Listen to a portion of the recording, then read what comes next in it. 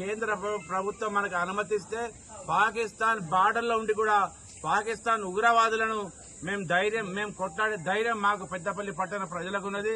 ఒక్కటే చెప్తున్నాం, పెద్దపల్లి పట్టణ ప్రజలు తలుచుకుంటూ కూడా మేమందరం ఇక్కడ 1,00,000 జనాభా ఉంటుంది.